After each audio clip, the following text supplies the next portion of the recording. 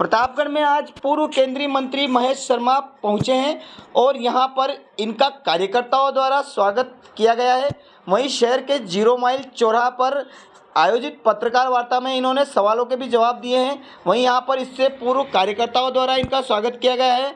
यहां इस दौरान भाजपा के जिलाध्यक्ष गोपाल कुमावत, जिला महामंत्री गजेंद्र चंडालिया, यहां पर भाजपा के नेता प्रतिपक्ष हेमंत मीणा, वहीं यहाँ पर सभापति रामकन्या प्रहलाद गुर्जर, प्रधान रमेश मीणा सहित भाजपा के तमाम पदाधिकारी एवं कार्यकर्ता जुटे हैं और यहाँ पर पूर्व केंद्रीय मंत्री महेश शर्मा का स्वागत किया गया है। यहाँ पर इस दौरान इन्होंने कार्यकर्ताओं को भी संबोधित किया है। यहाँ पर इन्होंने पत्रकारों के सवालों के भी जवाब दिए हैं और यहाँ इस दौरान इन्होंने महंगाई राहत कैंप को लेकर और अपने बयान में कहा है कि महंगाई राहत के तहत यहाँ पर सरकार सिर्फ 6 महीने पहले ही क्यों इस तरह की राहत दे रही है, जबकि सरकार को 5 साल हो चुके हैं, तो सिर्फ 6 महीने में ही सरकार को जनता की याद आ रही है। वहीं इन्होंने उज्ज्वला योजना को लेकर भी कहा कि ये केंद्र सरकार की योजना है और सरकार यहाँ पर लोगों को सिर्फ बरगलाने का काम कर रही है और यहाँ पर राज्य सरकार द्वारा जो महंगाई राहत कैंप लगाए गए हैं वो मात्र जनता का भ्रमित करने के लिए लगाए गए हैं। और यहाँ इन्होंने कई तरह के आरोप लगाते हुए मुख्यमंत्री अशोक गहलोत के बारे में कहा है कि वो सिर्फ एक व्यक्ति की सरकार चला रहे हैं। यहाँ इन्होंने पत्रकार वार्ता में पत्रकारों के विभिन्न सवालों के जवाब दिए हैं और यहाँ इन्होंने कहा है कि जनजाति समाज को भाजपा पूरा सम्मान देती आई है और जनजाति समाज के लिए गौरव की बात है कि आज एक आदिवासी राष्ट्रपति महिला देश के सर्वोच्च शिखर पद पर बैठी है। वहीं यहाँ पर इन्होंने कहा है कि जनजाति समाज का भाजपा पूरी तरह से सम्मान करती है। डॉक्टर भीमराव अंबेडकर को भारत रत्न देने की बात हो या जनजाति समाज से जुड़ा कोई भी मुद्दा हो, देश की नरेंद्र मोदी सरकार जनजाति समाज के मामलों में विशेष अपना दृष्टिकोण रखती है और यहाँ पर जनजाति समाज को आगे बढ़ाने के लिए लगातार मोदी सरकार द्वारा काम किए जा रहे हैं। वहीं इन्होंने यहाँ पर बताया है कि केंद्र की जो योजना है उन्हीं को राज्य सरकार बदल कर और अपना नाम ले रही है और उन योजनाओं का लाभ उठाने का प्रयास कर रही है। वहीं इन्होंने कहा है कि तमाम योजनाएं जो राजस्थान सरकार द्वारा चलाई जा रही है वो सिर्फ और सिर्फ केंद्र के द्वारा जो लागू की गई योजना है उन्हीं योजनाओं को बदला जा रहा है। इन्होंने कहा कि आयुष्मान योजना जो केंद्र सरकार ने लागू की थी उसी को बदलकर यहाँ पर मुख्यमंत्री चिरंजीवी योजना का नाम दिया जा रहा है। और इन्होंने कहा कि ये बीमा राशि बढ़ाकर और 25 लाख रुपए की गई है, जबकि आज दिन तक किसी भी व्यक्ति के खाते में किसी योजना का कोई पैसा नहीं आया है। और इस तरह से विभिन्न योजनाओं का नाम बदलकर और उन योजनाओं का प्रचार प्रसार कर और यहाँ सरकार लाभ लेने में जुटी हुई है। परंतु इन्होंने कहा कि आज का मतदाता बहुत समझदार है और आने वाले दिनों में विधानसभा चुनाव में इसका असर दिखेगा और जनता झूठ और सच को सामने आने पर और इनके राजस्थान सरकार के झूठ को नकार देगी और मोदी सरकार के सच को अपनाएगी।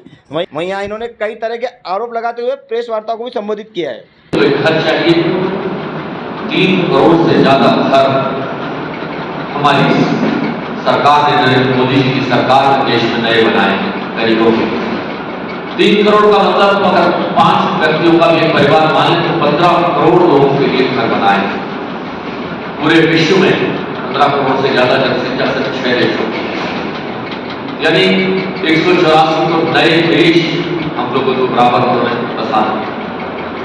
खाली घर नहीं, घर के साथ साथ घर में टॉयलेट भी हो, घर में गैस का चूल्हा भी हो, घर में बिजली भी हो, घर के बुजुर्गों के इलाज के लिए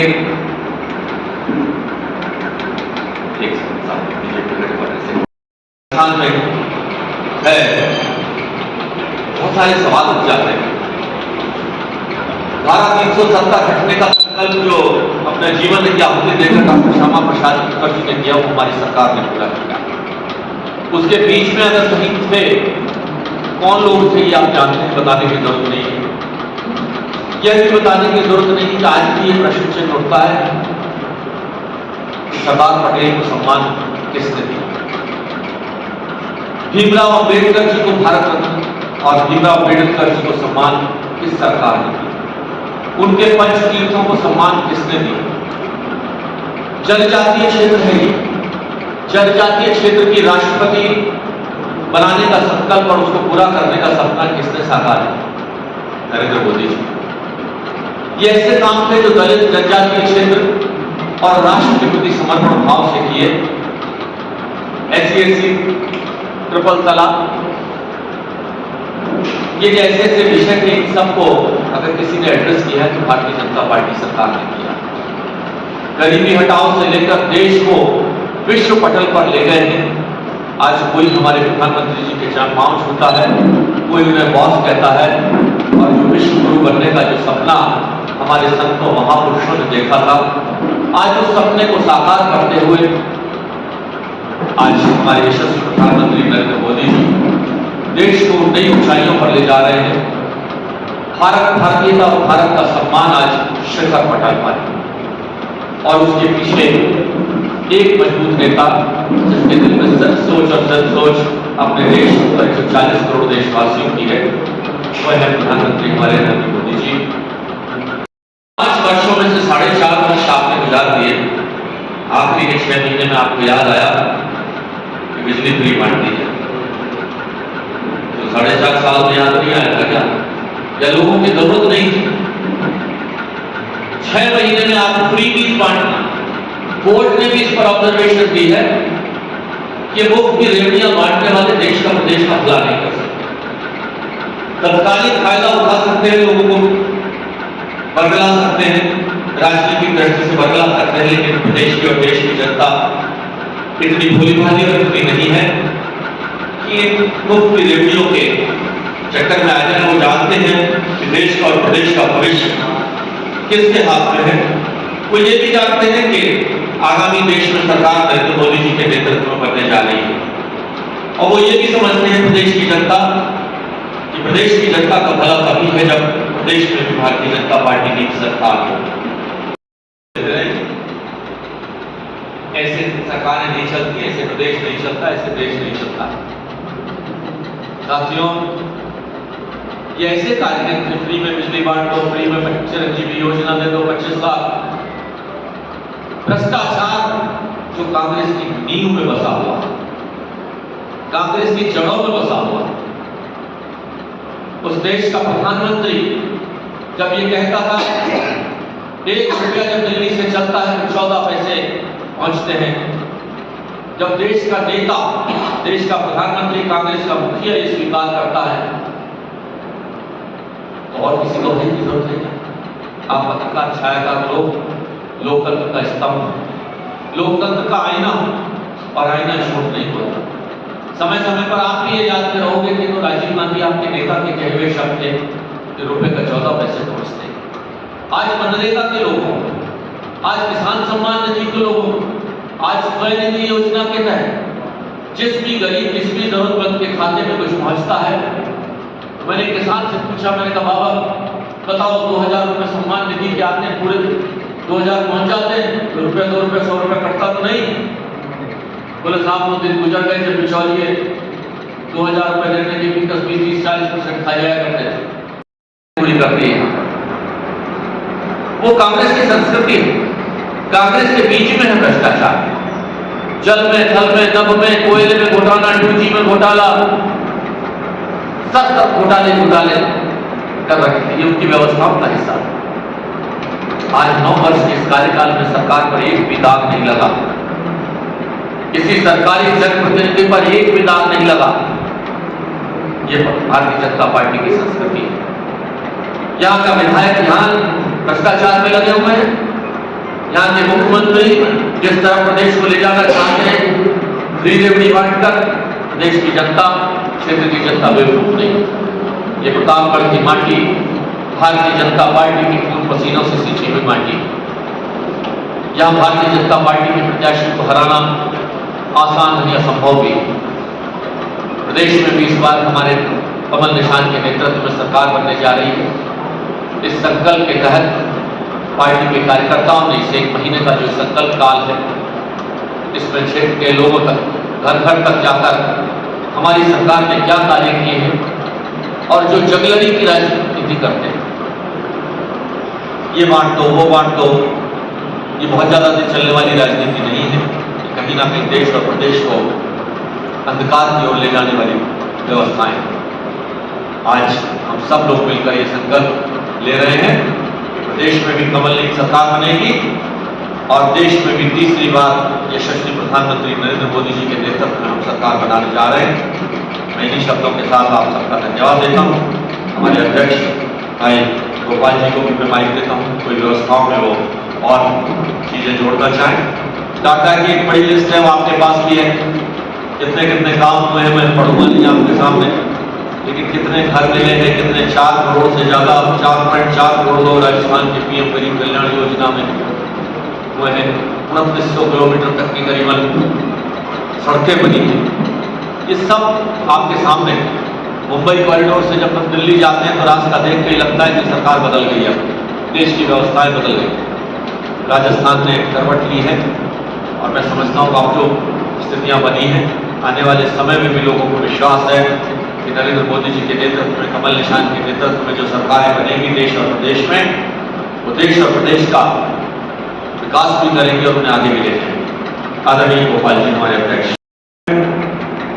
7 वर्षों में जिस प्रकार से अराजकता का माहौल है, भ्रष्टाचार का माहौल है, वो इन राजनीतिक दृष्टि से देखें तो 4.5 वर्ष एक काला दिवस पूरा छोटी सारी निर्माण विधानसभा से देख लें, भारतीय जनता पार्टी के सरपंच, जनप्रतिनिधि और कार्यकर्ताओं की 3-4 कार्यकर्ताओं से हत्या हो जाती है, उनका ट्रेस आउट नहीं होता है, अपराधियों को बचाया जाता है, छिपाया जाता है।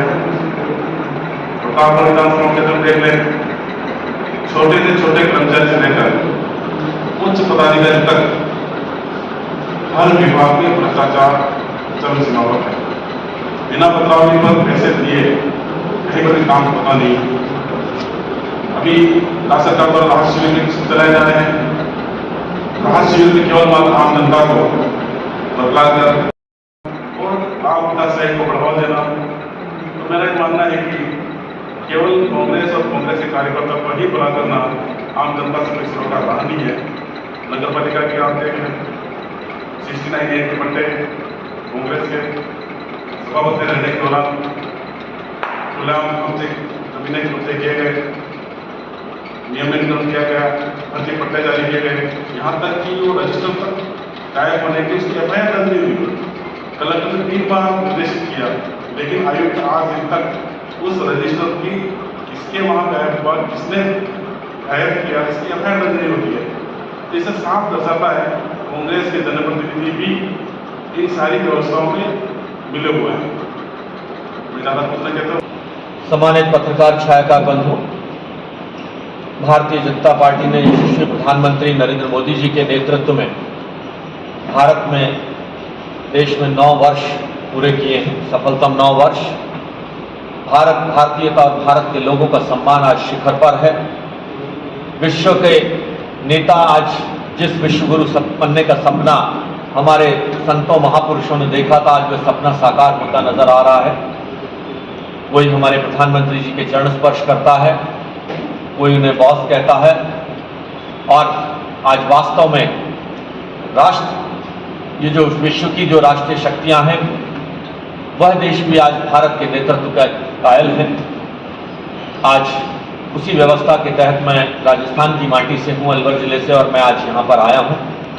साथियों, आज प्रदेश में जो सरकार नीति सरकार है, पंडित दीनदयाल जी का जो सपना था अंत्योदय का, कि गरीब को घर मिले और गरीब का उत्थान हो पायदान की सीढ़ी पर खड़े हुए अंतिम व्यक्ति तक, वह कार्य अगर किसी ने किया है तो भारतीय जनता पार्टी नीति सरकार, नरेंद्र मोदी जी की नीति सरकार ने किया है।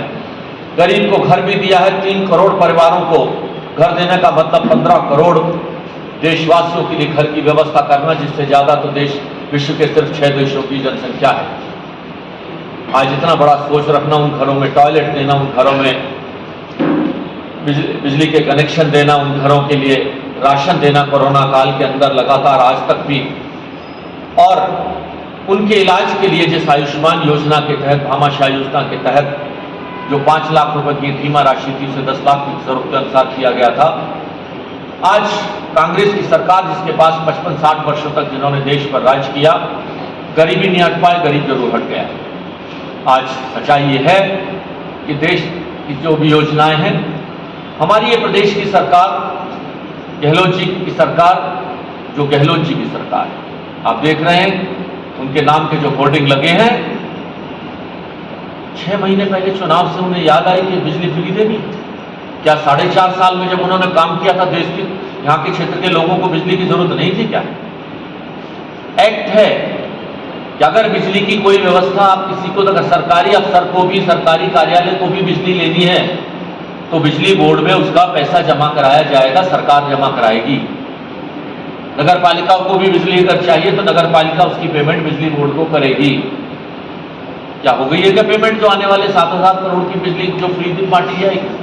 प्रदेश की जनता इतनी बावली नहीं है कि आखिरकार बिजली यूनिट फ्री बांटने या फ्री रेवड़ियां बांटने पर हमारी देश के कोर्ट भी आज इस विषय पर अपना संज्ञान ले चुके हैं कि देश की राजनीति, प्रदेश की राजनीति के लिए, शासन के लिए एक घातक व्यवस्था है कि जो रेवड़ियां बांटने वाले राजनीति के लोग हैं इन्हें हक नहीं है और ना ही ये देश और प्रदेश का भला कर सकते हैं।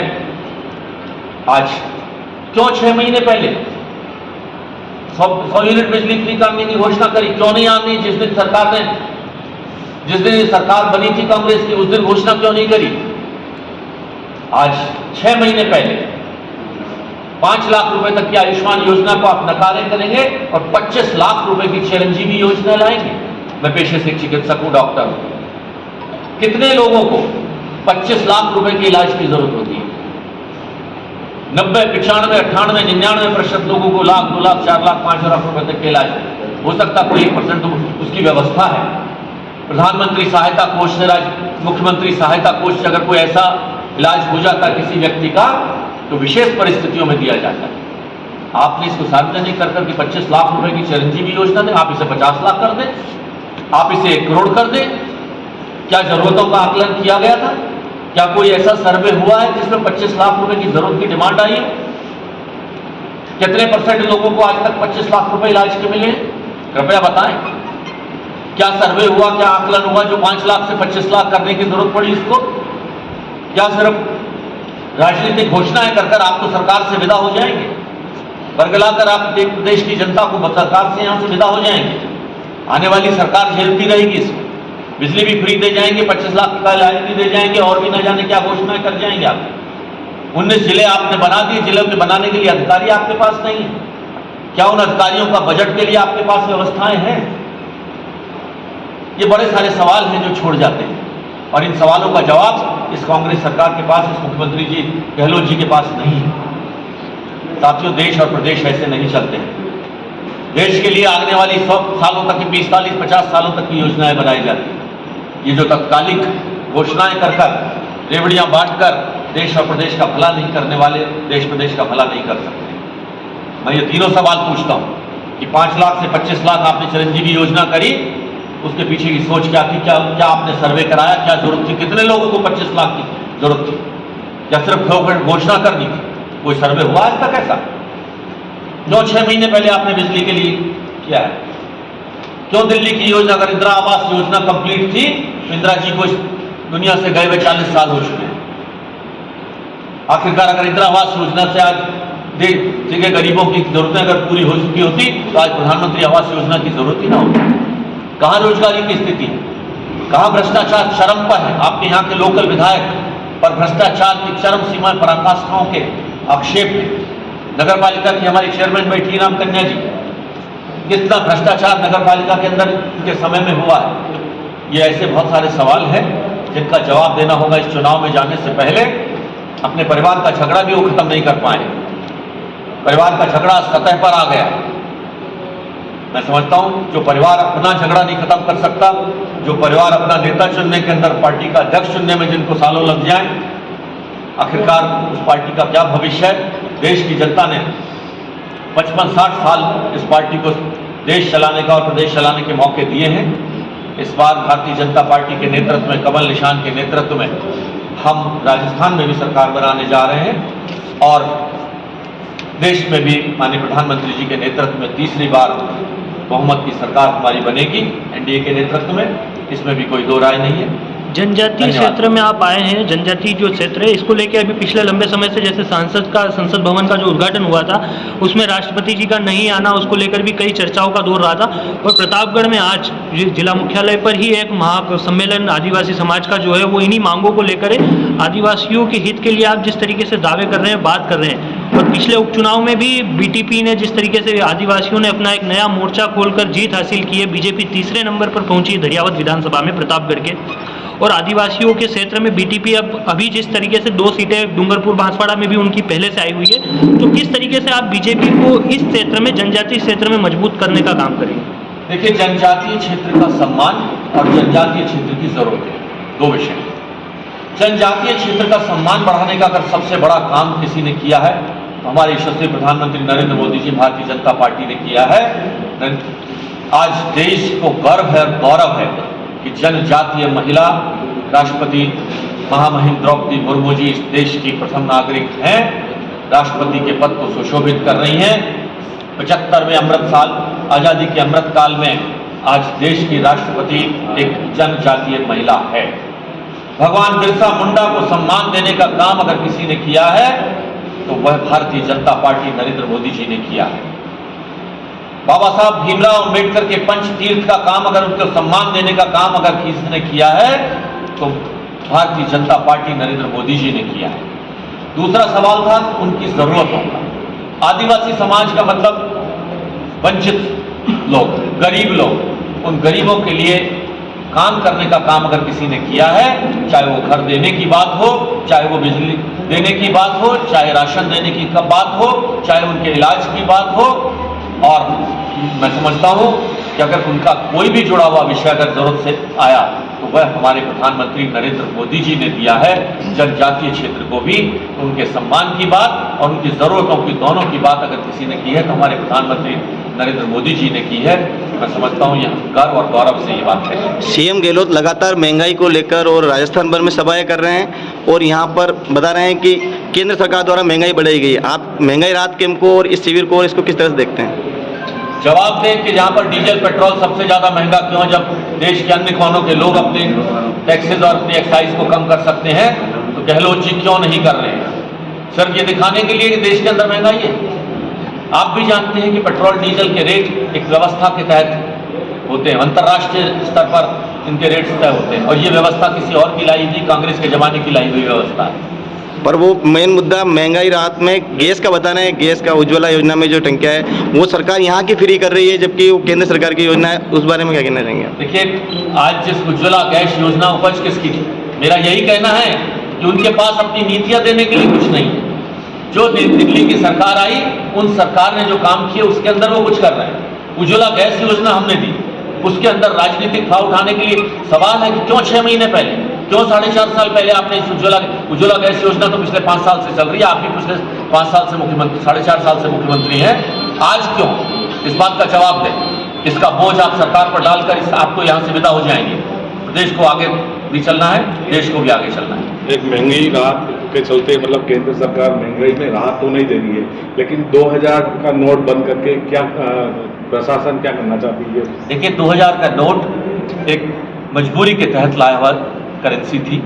ये उसी वक्त घोषणा हो गई थी और पिछले साल भर से सरकार इस 2000 के नोट को वापस करने की काम कर रही है। बैंकों से नए नोट नहीं जारी। उस वक्त इतनी बड़ी करेंसी को, 500 1000 के नोट की करेंसी को 2000 के नोट थोड़ी मात्रा में छापना, लेकिन इस बात को आप मानिए कि नोटबंदी के 24 घंटे के अंदर 2000 के नोट आ गए थे।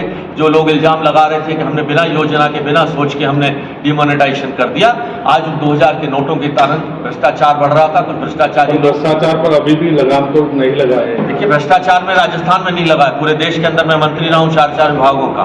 भ्रष्टाचार काफी हद तक, मैं नहीं कह रहा 100% खत्म हो गया है, लेकिन भ्रष्टाचार 12 लाख करोड़ की फाइलें, जिस जयंती नटराजन जो कांग्रेस की मंत्री थी, पर्यावरण मंत्रालय में जयंती टैक्स के नाम से बदनाम था वो मंत्रालय, 12 लाख करोड़ की फाइलें साइन हुई, कोई एक भी दाग लगा दे, 1 रुपया भी किसी से रिश्वत नहीं गई। अभी बड़े बड़े स्ट्रक्चर जैसे अभी कुछ पुलिया वगैरह जो बनी थी, बड़े लार्ज स्केल पर बनी थी, वो ढह गई, वो क्या कारण रहा? उसमें भ्रष्टाचार नहीं है क्या? देखिए, जहाँ पे आप शायद बिहार की किसी घटना का मुझे याद दिलाना चाह रहे हैं, उसके पीछे जो लोग जिम्मेदार हैं वो आप भी जानते हैं कौन लोग जिम्मेदार हैं। और भारतीय जनता पार्टी भ्रष्टाचार पर जीरो टॉलरेंस की नीति रखती है। एक भी दाग भारतीय जनता पार्टी पर भ्रष्टाचार का पूरे 9 वर्षों के शासनकाल में हमारे किसी व्यक्ति पर भी, मंत्री पर भी नहीं लगा है।